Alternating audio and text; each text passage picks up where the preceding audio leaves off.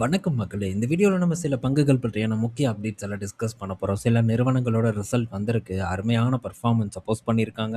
என்னென்ன நிறுவனங்கள் எப்படி பெர்ஃபார்ம் பண்ணியிருக்காங்கங்கிறத பற்றியெல்லாம் இந்த வீடியோல நம்ம டீட்டெயில்டா வந்து டிஸ்கஸ் பண்ணலாம். ஸோ ஃபர்ஸ்ட்டு நம்ம மார்க்கெட் அப்டேட்ல இருந்து ஆரம்பிப்போம். இன்னைக்கு நம்ம மார்க்கெட் பெருசா மாற்றம் இல்லாம தான் க்ளோஸ் ஆயிருக்கு. ஆஃப்டர்நூன் நம்ம என்ன லெவல்ல டிஸ்கஸ் பண்ணோமோ, அதே லெவல் கிட்ட இருந்து தான் இன்னைக்கு டேவ கம்ப்ளீட் பண்ணியிருக்கு. பெரிய வாலடைல் இல்ல. நிஃப்டி 50 வெறும் 50 பாயிண்ட்ஸ் இறங்கியிருக்கு. பேங்க் நிஃப்டி ஒரு 100 பாயிண்ட்ஸ் இறங்கியிருக்கு. இவ்வளோதான் இன்னைக்கு நம்ம மார்க்கெட்ல நடந்த மூவ்மெண்ட்டாவே இருக்கு. அண்ட் இன்னொரு முக்கியமான விஷயம் என்னன்னா, தலைவன் பார்த்தீங்கன்னா திரும்ப வந்துட்டான். யார்ரா அந்த தலைவன் அப்படின்னு பார்த்தா நம்ம எஃப்ஐஐஸ் தான். ஸோ எஃப்ஐஐஸ் திரும்ப பார்த்தீங்கன்னா நம்ம மார்க்கெட்ல நெட்டா வாங்கியிருக்காங்க. அதுவும் 1650 கோடிக்கு வாங்கியிருக்காங்க. அதே நேரத்தில டிஐஎஸ் ஒரு 650 கோடிக்கு வித்திருக்காங்க. எப்படி தான் அத கண்டுபிடிக்கிறானுங்களோ! கரெக்ட்டா பார்த்தீங்கன்னா, அவன் வாங்கும்போது இவன் விக்கிறான், இவன் விக்கும்போது அவன் வாங்குறான். ஸோ இது தொடர்கதையா இருந்துக்கிட்டே தான் வந்துட்டுருக்கு. ஸோ எது எப்படியோ இன்னைக்கு எஃப்ஐஐஸ் நம்ம மார்க்கெட்ல நெட்டா பாசிட்டிவ்க்கு வந்தது நம்மள பொறுத்தவரைக்கும் நல்ல செய்தி. இந்த மாசம் பாசிட்டிவாவே கம்ப்ளீட் பண்றாங்களாங்கிறத நம்ம வெயிட் பண்ணி வந்து பார்ப்போம். ஸோ அடுத்து நம்ம அப்டேட்குள்ள வந்து போவோம். ஃபர்ஸ்ட்டு நம்ம பார்க்க போற அப்டேட் பார்த்தீங்கன்னா, அல்ட்ராடெக் சிமெண்ட்டோட அப்டேட் தான்.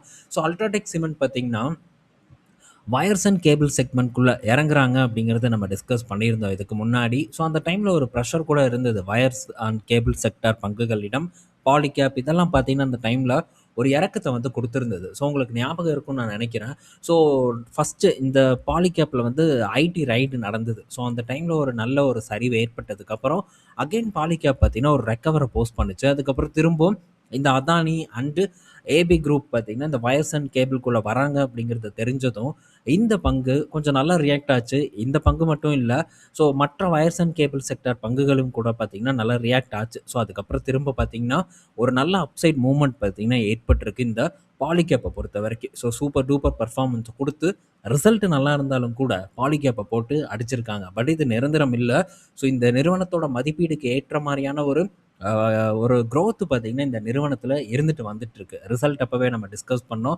ஸோ ஃபர்தரா ஒரு பாசிட்டிவ் பெர்ஃபார்மன்ஸ வந்து நம்ம இந்த இடத்துல எக்ஸ்பெக்ட் பண்ணலாம் அப்படின்னு தான் நான் நினைக்கிறேன். ஏன்னா, அந்த அளவுக்கு ஒரு கன்சிஸ்டன்ட்டான ஒரு குரோத்த டெலிவர் பண்ணக்கூடிய ஒரு நிறுவனமா இருக்கு. சரி இதெல்லாம் ஓகே. இப்போ அல்ட்ராடெக் சிமெண்ட் பார்த்தீங்கன்னா, 3வது காலாண்டுல இப்போ முதல் காலாண்டு முடிஞ்சிருக்கு.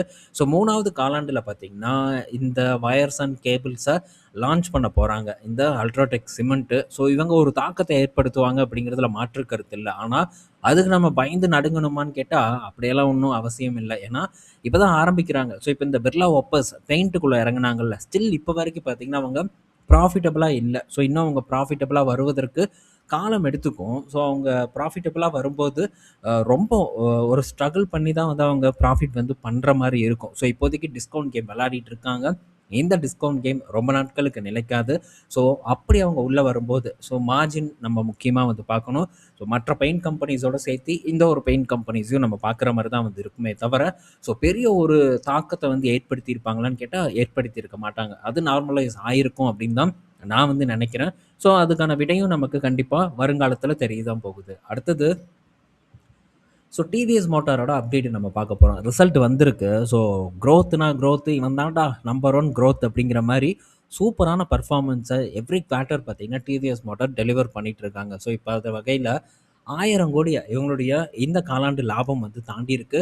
ஸோ ரெக்கார்ட் ப்ராஃபிட் அப்படின்னே நம்ம சொல்லலாம் டிவிஎஸ் மோட்டார பொறுத்தவரைக்கும். ஸோ டிவிஎஸ் மோட்டாரோட வளர்ச்சி என்ன அப்படிங்கிறத நம்ம பார்த்துக்கிட்டே தான் இருக்கோம். ஸோ இன்னைக்கு கூட ஒரு நண்பர் கருத்துல கமெண்ட்ல போட்டிருந்தாரு. என்ன போட்டிருந்தாரு? ஸோ டிவிஎஸோட ரிசல்ட் சூப்பரா இருக்கு. பஜாஜோட ரிசல்ட் சூப்பரா இருக்கு. நம்ம இது பக்கம் நம்ம கவனத்த வைக்கலாமா அப்படின்ட்டு. ஸோ இந்த நிறுவனம் இப்போதைக்கு நல்ல பெர்ஃபார்மன்ஸ வந்து பண்ணிட்டு இருக்கு. ஆனா, அருமையான ஏற்றத்த குடுத்துருச்சு. ஸோ இதெல்லாம் ஒரு ஒரு ஒரு டைம்ல பார்த்தீங்கன்னா, பெரிய அளவுக்கு புரொபகண்டால இருந்த ஒரு பங்கு. ரூ. 600 கிட்ட இருந்தது. ஸோ அந்த டைம்ல ஓவர் வேல்யூடுன்னே சொன்னாங்க. ஆனா, இப்ப பார்த்தீங்கன்னா, நல்ல பல மடங்கு ஒரு ஏற்றத்த இந்த நிறுவனம் டெலிவர் பண்ணியிருக்கு. ஸோ நல்ல பெர்ஃபார்மன்ஸ குடுத்ததுக்கப்புறம் நுழையிறதுல அர்த்தம் இல்ல. ஸோ நமக்கு ஒரு பாடம் கிடைச்சிருக்கு. ஸோ நம்ம வந்து அந்த டைம்ல ஃபியூச்சர பிரெடிக்ட் பண்ண மிஸ் பண்ணிட்டோம் அப்படின்ட்டு நம்ம ஒத்துக்கிட்டு தான் ஆகணும். ஸோ அந்த டைம்ல நம்ம ஃபியூச்சர பிரெடிக்ட் பண்ணியிருந்தா, கண்டிப்பா நம்ம ஒரு பெரிய ராலில பார்ட்டிசிபேட் பண்ணியிருப்போம். ஆனா ஒண்ணும் தப்பு இல்லைங்க. ஸோ ஒண்ணு இதுல நமக்கு போச்சுன்னா, இது ஒரு பாடமா நம்ம எடுத்துட்டு, அடுத்த நிறுவனத்துல அப்ளை பண்ணும்போது, ஸோ பெரிய அளவுக்கான ஒரு வெற்றி நமக்கு கிடைக்கும். அடுத்த ஒரு குரோத் ஸ்டாக்க நம்மளால ஐடென்டிஃபை பண்ண முடியும். ஒரு நல்ல நிறுவனத்த ஐடென்டிஃபை பண்ண முடியும் அப்படின்னு தான் நான் வந்து எக்ஸ்பெக்ட் பண்றேன். அத பேஸ் பண்ணி தான் தொடர்ந்து என்னோட பயணமும் போயிட்டு இருக்கு. எல்லா ஸ்டாக்கையும் குரோத் ஸ்டாக்கா நம்மளால புடிச்சு நம்ம போர்ட்ஃபோலியோல போட முடியாது. ஆனா, கண்டிப்பா நம்ம இதுல 1, 2 ஸ்டாக்ல ஒரு நல்ல ஒரு மல்டிபேக்கர் ரிட்டர்ன் குடுக்கக்கூடிய பங்கு இடம்பெறும் அப்படிங்கிறதுல மாற்று கருத்து இல்ல. ஆனா, அதற்கான கால நேரம் கூடி வரணும். அந்த கால நேரத்துக்காக நம்ம தொடர்ந்து லிக்விட் ஃபண்டோட வந்து காத்திருப்போம். அதுதான் கரெக்ட்டா இருக்கு. ஸோ, அதே மாரி இன்னைக்கு லிக்விட் ஃபண்ட்ல வந்து நான் இதுக்கு முன்னாடி ப்ரீவியஸா ஒரு ஃபண்ட் போட்டிருந்தேன் லிக்விட் ஃபண்ட். அந்த ஃபண்ட நான் எக்ஸிட் பண்ணிட்டேன். ஸோ, உடனே வேற ஏதாச்சும் ஒரு இடத்துல போட போறேன்னு நினைக்காதீங்க. ஸோ, எக்ஸிட் பண்ணதுக்கான ரீசன் அதிலேயே இருக்கிறனால பெருசா வந்து ஒண்ணும் ரிட்டர்ன் கிடைக்காது. ஸோ, எடுத்துட்டு திரும்ப அந்த பணத்த அதே லிக்விட் ஃபண்ட் யூனியன் லிக்விட் ஃபண்ட்ல தான் நான் வந்து போட போறேன். ஸோ, இன்னைக்கு குடுத்துருக்கேன். So, exit குடுத்துருக்கேன். நாளைக்கு இல்ல நாளான்னைக்கு வந்துரும்னு நான் நினைக்கிறேன். ஸோ, நாளைக்கு வந்துரும்னு நான் நினைக்கிறேன். ஸோ, வந்தவரும் திரும்ப பார்த்தீங்கன்னா, அதே லிக்விட் ஃபண்ட்ல அப்படியே படிப்படியா வந்து போட ஆரம்பிச்சுருவேன். ஸோ, இதுதான் என்னோட பிளான். ஸோ, இப்போதைக்கு அந்த லிக்விட் ஃபண்ட உடைச்சு மார்க்கெட்ல இறக்கணும் அப்படிங்கிற ஒரு சூழ்நிலை இப்போ வரைக்கும் ஏற்படாம தான் வந்து இருக்கு. ஸோ, என்னைக்கு வந்து பெரிய அளவுக்கான ஒரு தேவை ஏற்படுதோ, ஸோ உதாரணத்துக்கு ஐடிசி ரூ. 200 வருது அப்படிங்கிற பட்சத்தில, ஸோ அப்போ லிக்விட் ஃபண்ட்ல வந்து நான் கை வைப்பேன். ஏன்னா, நான் ஐடிசில ஒரு 200 ரீச் பண்ணுது அப்படிங்கிற பட்சத்தில, ஒரு 1000 குவான்டிட்டி கிட்ட வாங்கலாம் அப்படிங்கிற ஒரு திட்டத்தில இருக்கேன். அதனால டெஃபினட்டா அந்த டைம்ல நான் யோசிக்காம லிக்விட் ஃபண்ட்ல இருந்து தான் பணத்த வந்து எடுப்பேன். ஸோ, அதுவும் ஒரு பார்ட் ஆஃப் த அமௌண்ட் தான். ஏன்னா, இன்னும் மற்ற ஸ்டாக்ஸ் எல்லாம் இருக்குல்ல. டாடா மோட்டார்ஸ் இருக்கு. அண்டு டிசிஎஸ் நான் 1500 எக்ஸ்பெக்ட் பண்ணேன். 1500 மேபி வந்ததுன்னா, ஸோ லிக்விட் ஃபண்ட்ல டெஃபினட்டா நான் கை வச்சு தான் ஆகணும். இத்தன நாள் ஸோ வர இன்கம் வச்சே வந்து அக்யூமுலேட் பண்றதுக்கான ஒரு வாய்ப்பு கிடைச்சது.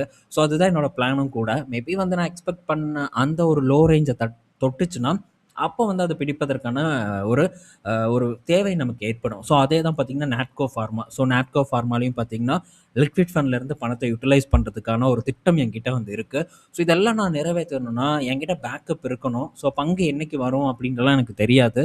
ஸோ, பங்கு மேபி வரலாம். இல்ல வராமலும் அது போகலாம். ஸோ, இந்த பங்க ரீப்ளேஸ் பண்ணிட்டு, இன்னொரு பங்க கூட நான் இந்த என்னோட திட்டத்தின் கீழ் கொண்டு வருவதற்கான வாய்ப்பு இருக்கு. ஆனா, மேபி வந்ததுன்னா, அந்த இடத்துல யுட்டிலைஸ் பண்றதுக்கு நான் தயாரா வந்து இருக்கணும். ஸோ, அந்த ப்ரிப்பரேஷன நான் 2 வருடத்துக்கு முன்னாடியே பண்ணிட்டேன். ஸோ, அதுக்கேற்ற மாரி லிக்விட் ஃபண்டும் பார்த்தீங்கன்னா, பேக்கப்ல இருக்கு. ஸோ, ஒன்ஸ் வந்து ரீச் பண்ணும்போது யோசிக்காம இந்த இடத்துலலாம் பெரிய அளவுக்கு நான் லம்சம் பண்றதுக்கு ரெடியா இருக்கேன். ஸோ, ஃபர்தரா டிப் நடக்குது அப்படிங்கிற பட்சத்தில, ஸோ ஃபர்தரா திரும்ப பார்த்தீங்கன்னா, என்னோட அக்யூமுலேஷன் ஸோ என்னோட சேவிங்ஸ்ல இருந்தே தொடர்ந்து மந்த்லி இன்கம்ல இருந்தே தொடர்ந்து முதலீடு பண்ணுவேன். அடுத்தது இன்னும் மேபி வந்து ஐடிசி ஒரு ரூ. 150 போகாது. சும்மா சொல்றேன். மேபி போகுது அப்படின்னா, அதுக்கப்புறம் அந்த இடத்துல போடுறதுக்கு திரும்ப லிக்விட் ஃபண்ட நான் யூஸ் பண்ணுவேன். இது என்னோட திட்டங்கள். அந்த திட்டத்த ஒரு எடுத்துக்காட்டா இந்த இடத்துல நான் உங்க கூட ஷேர் பண்றேன். ஸோ, அப்படி ஷேர் பண்ணும்போது உங்களுக்கு சில ஐடியா கிடைக்கும்ல. அதுக்காக தான். ஏங்க இதுல நீங்க ரிலையன்ஸ் ஆட் பண்ணல, HDFC எல்லாம் ஆட் பண்ணலன்னு கேட்டா, ஸோ அந்த இடத்துல இந்த மாரியான ஒரு சரிவு வருவதற்கான வாய்ப்பில்ல அப்படின்னு நான் நினைக்கிறேன். ஏன்னா, பெரும் நிறுவனங்கள். ஸோ, அந்த அளவுக்கு பெரிய ப்ராப்ளம் எல்லாம் இல்ல. ஸோ, மற்ற நிறுவனங்களுக்கு இருக்கக்கூடிய ஒரு ஆபத்து பார்த்தீங்கன்னா, அந்த இடத்துல இல்ல. ஸோ, அதனால அந்த இடத்துல நம்ம இந்த மாரி ஆபத்த அதாவது ஒரு ஒரு திட்டம் வந்து தேவையில்ல அப்படின்னு தான் நான் அத வந்து விலக்கி வச்சிருக்கேன். ஏன்னா, ஐடிசி சிகரெட் பேஸ் பண்ணி ஓடுது.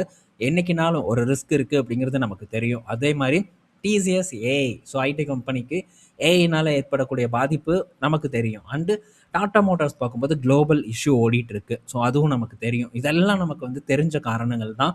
ஸோ, ஈஸியா நம்மளால ப்ரிப்பேர் ஆக முடியும். அதே மாரி Natco pharma cyclical business. So, சைக்கிளிக்கல்ல இப்போ டவுன் சைட்ல வந்து இருக்கு. ஸோ, இந்த நாட்கோ ஃபார்மா பற்றி மெம்பர்ஷிப்ல மேக்ஸிமம் இன்னைக்கு நைட் போஸ்ட் பண்றதுக்கு ட்ரை பண்றேன். இல்ல அப்படின்னா நாளைக்கு காலையில போஸ்ட் பண்றதுக்கு நான் ட்ரை பண்றேன். என்ன ஒரு பஞ்சாயத்து நாட்கோ ஃபார்மால இருக்கு அப்படின்ட்டு. ஸோ, அதுவும் ஒரு சைக்கிளிக்கல் பிசினஸ். ஸோ, அதுவும் ஒரு எக்ஸ்பெக்டேஷன்ல இருக்கு. ஸோ, இதெல்லாம் பார்த்தீங்கன்னா திட்டத்தின் கீழ் வந்து இருக்கு. ஸோ, இந்த மாரி நம்ம திட்டம் போட்டு கரெக்ட்டா போம்போது உங்களுக்கு ஏமாற்றம் இருக்காது. அண்ட் மாறா ஸோ, ஒரு நல்ல அட்ராக்டிவான ரேட்ல ஒரு பல்க் பர்ச்சேஸ் பண்றதுக்கான வாய்ப்பு ஏற்படும். ஏன்னா, நம்ம எல்லா வேலையிலயும் தொடர்ந்து கண்மூடித்தனமா கொண்டு போய் எல்லா பணத்தையும் ஒரு நம்ம ஒரு சேவிங்ஸா ஒரு ஏதாச்சும் ஒரு எமர்ஜென்சில போடுறதுக்கான பணம் இல்லாம, அனைத்து பணத்தையும் கொண்டு போய் போடல. அப்படி நம்ம போட்டோம்னா கண்டிப்பா ஒரு பெரிய டிப் நடக்கும்போது, சோதனை தான் நமக்கு மிச்சமாகும். இதே நம்ம எதிர்பார்த்து காத்துட்டு இருந்தோம்னா, நமக்கு கண்டிப்பா வந்து ஒரு நல்ல ஒரு ஒரு நம்ம எக்ஸ்பெக்டேஷன் நடக்கும். ஸோ, நம்ம எக்ஸ்பெக்டேஷன் நடந்தாலே மார்க்கெட்ல நம்ம டெஃபினட்டா ஒரு பெரும் வெற்றிய பெறுவோம் அப்படின்னு தான் என்னுடைய ஒரு எக்ஸ்பீரியன்ஸ் எனக்கு கத்துக் குடுத்தது. அண்ட் ஐடிசியோட டிவிடெண்ட் எப்ப வரும் அப்படின்ட்டு டெய்லி ஒரு கமெண்டாச்சும் நண்பர்கள் கிட்ட இருந்து வருது. ஸோ, ஐடிசியோட டிவிடெண்ட் பார்த்தீங்கன்னா, அடுத்த வாரம் புதன்கிழமை வந்து உங்க பேங்க் அக்கவுண்ட்க்கு கிரெடிட் ஆயிரும். ஸோ, அத பத்தி கவலைப்பட வேண்டாம். ஸோ, ஆல்ரெடி இத பற்றி நான் அப்டேட் பண்ணியிருக்கேன். ஸோ, இருந்தாலும் கேள்விகள் வருது. சரி அதனால சும்மா ஒரு ஒரு வார்த்தை தானே சொல்லிடலாம் அப்படின்ட்டு நான் எடுத்துட்டு வந்தேன். இன்னும் அடுத்த புதன்கிழமை இன்னும் 1 வாரம் தான். ஸோ, 1 வீக்ல நமக்கு ஐடிசியோட டிவிடெண்ட் வந்து கிரெடிட் ஆயிரும். அதுல எந்த குழப்பமும் இல்ல. அடுத்தது பஜாஜ் ஆட்டோவோட ரிசல்ட் ஸோ பஜாஜ் ஆட்டோவை பொறுத்த வரைக்கும் இந்த காலாண்டு பெட்டர் பெர்ஃபார்மன்ஸை கொடுத்துருக்காங்க. ஸோ சூப்பர் பெர்ஃபார்மன்ஸ் அப்படின்னே நான் வந்து சொல்லுவேன். ஏன்னா அந்த அளவுக்கான ஒரு வளர்ச்சி ரெவன்யூவாக இருக்கட்டும், ப்ராஃபிட்டாக இருக்கட்டும், ரெண்டு இடத்துலையுமே பார்த்தீங்கன்னா பஜாஜ் ஆட்டோ காட்டியிருக்காங்க. ஸோ குறிப்பாக பார்த்தீங்கன்னா எக்ஸ்போர்ட் வேற லெவலில் பர்ஃபார்ம் பண்ணியிருக்கு அவங்களுக்கு. ஆஃப்ரிக்கா அண்டு மற்ற இடத்துலலாம் பார்க்கும்போது இந்த சவுத் அமெரிக்கா இங்கெல்லாம் ஒரு பெட்டர் பர்ஃபார்மன்ஸை பார்த்தீங்கன்னா பஜாஜ் ஆட்டோ ஏற்படுத்தியிருக்காங்க. இதனால் ஸோ பஜாஜ் ஆட்டோவோட வருமானமும் சரி, லாப வளர்ச்சியும் சரி கணிசமாக வந்து இருக்குது. என்னங்க போன காலாண்டு கூட கம்பேர் பண்ணும்போது குறைஞ்சிருக்கே அப்படின்னு கேட்கலாம். ஆனால் அதுக்கு ரீசன் பார்க்கும்போது அவங்களுடைய அதர் இன்கம் ஒரு மெயின் ரீசனாக இருக்குது. ஸோ இந்த காலாண்டு நார்மலான அதர் இன்கம் தான் இருக்குது. ஸோ அவங்களுடைய ஆப்ரேட்டிங் ப்ராஃபிட் அப்படின்னு நம்ம எடுத்து பார்க்கும்போது கிட்டத்தட்ட 1500 கோடி போன காலாண்டு கூட கம்பேர் பண்ணும்போது உயர்ந்திருக்கு. ஸோ எவ்வளோ பெரிய ஒரு விஷயம், சூப்பரான ஒரு பர்ஃபார்மன்ஸாக இந்த காலாண்டு பார்த்தீங்கன்னா பஜாஜ் ஆட்டோ டெலிவர் பண்ணியிருக்காங்க. ஸோ நிறுவனத்தோட மதிப்பும் பார்த்தீங்கன்னா திரும்ப 10,000 கிட்ட நெருங்கி ட்ரேட் ஆகிட்டு இருக்கு. ஸோ 10,000 ரூபாய்க்கு மேலே வந்து ட்ரேட் ஆகிட்டு இருக்கு. அண்ட் அவங்களுடைய இவி ஸ்கூட்டர் கெப்பாசிட்டியை வந்து எக்ஸ்பேண்ட் பண்ண போகிறதாகவும் 25% எக்ஸ்பேண்ட் பண்ண போகிறதாகவும் அறிவிப்பு கொடுத்துருக்காங்க. 60,000 யூனிட் வந்து தயாரிக்கிறதுக்கான ஒரு திட்டத்தை பஜாஜ் ஆட்டோ கொண்டு வந்திருக்காங்க. ஸோ இப்போதைக்கு நல்ல ஒரு பர்ஃபார்மன்ஸை கொடுத்துட்டு இருக்காங்க இவி செக்மெண்ட்டை பொறுத்த வரைக்கும். ஸோ தொட்டதெல்லாம் பொண்ணாகக்கூடிய ஒரு நேரத்தில் பஜாஜ் ஆட்டோ இருக்காங்க. ஸோ டிவிஎஸும் எக்ஸ்போர்ட்டில் பெரிய கான்சன்ட்ரேட் பண்ணக்கூடிய ஒரு நிறுவனம் தான். அதனால தான் இந்த அளவுக்கான ஒரு வளர்ச்சி கொடுத்துருக்கு. ஸோ ஹீரோ மோட்டருக்கு அப்போ பார்க்கணும். ஸோ அவங்களும் இப்போது குளோபல் ப்ரெசன்ஸை கொண்டு வரணும் அப்படிங்கிற முயற்சியில் இறங்கியிருக்காங்க. ஏன்னா மற்ற நிறுவனங்கள் பண்ணுறத பார்க்குறாங்கல்ல, பண்ணினா தான் வெற்றி கிடைக்கும். ஸோ அதை பண்ண ஆரம்பிச்சிருக்காங்க. அதோட ரிசல்ட் தெரிவதற்கு நமக்கு கண்டிப்பாக காலம் எடுத்துக்கும் அப்படின்னு தான் நான் நினைக்கிறேன்.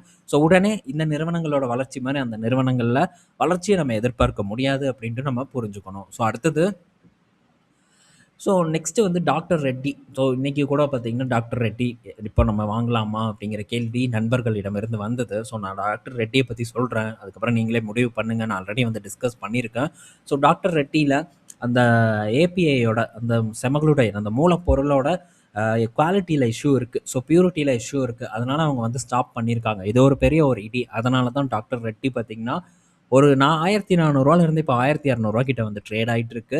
இது ரெடி ஆகிறதுக்கு நவம்பர் ஆயிரும். ஸோ இன்னும் 2 மாதம் 3 மாதம் கிட்ட டைம் இருக்குது. ஸோ அதனால் கொஞ்சம் ப்ரெஷர் தான் வந்து ஃபேஸ் பண்ண போகுது. அது போக காம்படிஷன் கனடாவில் ஓவராக இருக்குது. இதுக்கு முன்னாடி நம்ம எதிர்பார்த்தது நடக்கலை. ஏன்னா ஸோ இவங்க மட்டும்தான் விற்பாங்க அப்படிங்கிற ஒரு எதிர்பார்ப்பு இருந்தது. பட் ஆல்ரெடி ஒரு ஃபார்மா அங்கே இறங்கிட்டாங்க. அதை பற்றி நம்ம பேசியிருந்தோம். கனடாவை சேர்ந்த ஃபார்மா.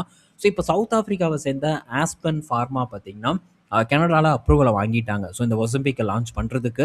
ஸோ இன்னொரு ஃபார்மா, அந்த ஃபார்மா பேர் எனக்கு மறந்துருச்சு, அப்போடெக்ஸ் அப்படின்னு நான் நினைக்கிறேன். ஸோ அந்த நிறுவனம் வீகோவையும் சேர்ந்து பார்த்திங்கன்னா லான்ச் பண்ணுறாங்க. ஸோ ஒரு மேஜர் கெயின் கிடைக்கிறதுக்கான வாய்ப்பு அப்போடெக்ஸை பொறுத்த வரைக்கும் தான் அதிகமாக இருக்குது.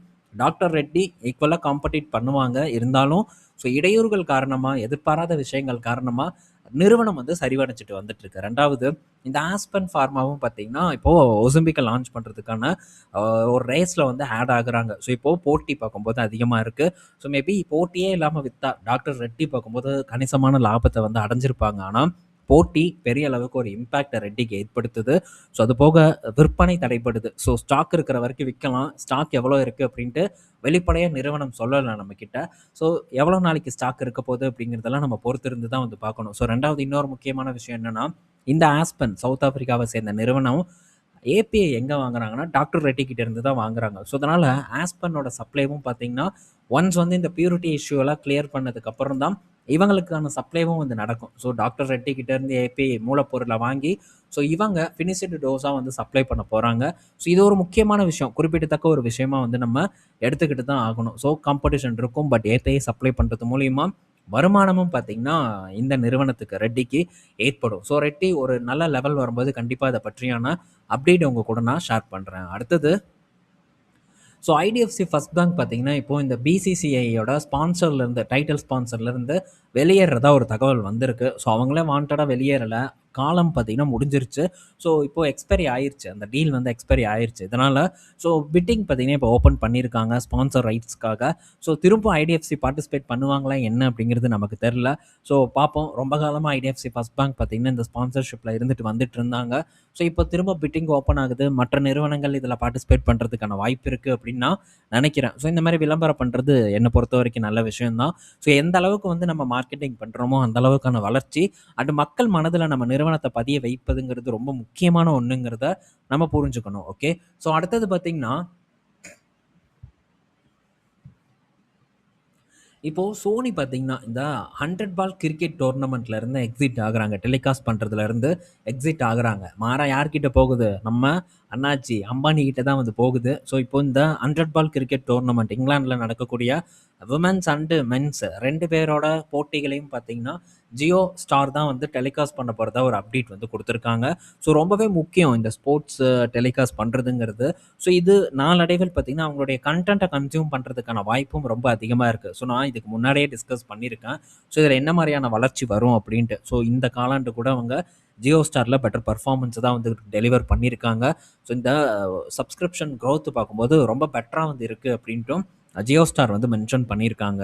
ஸோ, இந்த ஸ்போர்ட்ஸ் மூலியமா ஐபிஎல் மூலியமா பார்த்தீங்கன்னா, அவங்க நல்ல ஒரு சப்ஸ்கிரைபர் பேஸ எடுக்குறாங்க.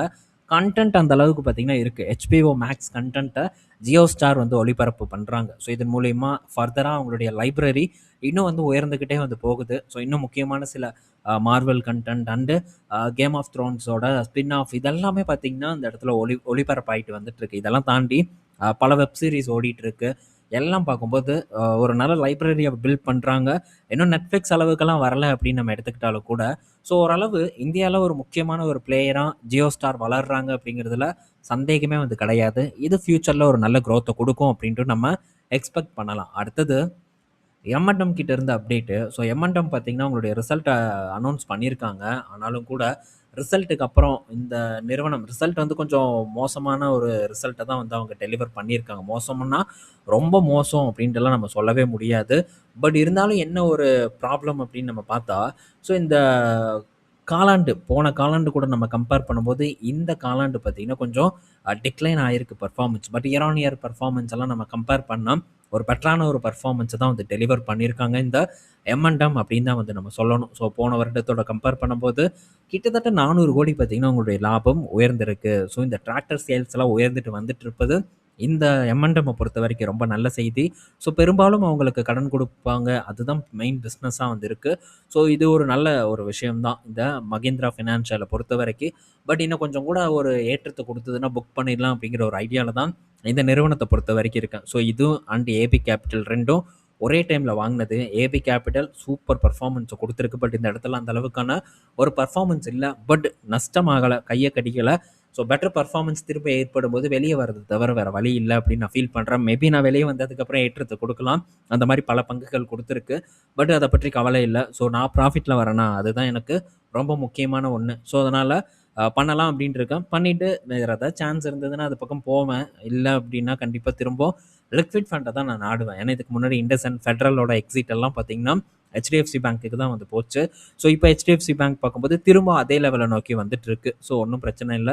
நான் பொறுமையா பொசிஷன் பில்ட் பண்றதுக்கு தான் தயாரா வந்து இருக்கேன். HDFC பேங்க்க பொறுத்தவரைக்கும்.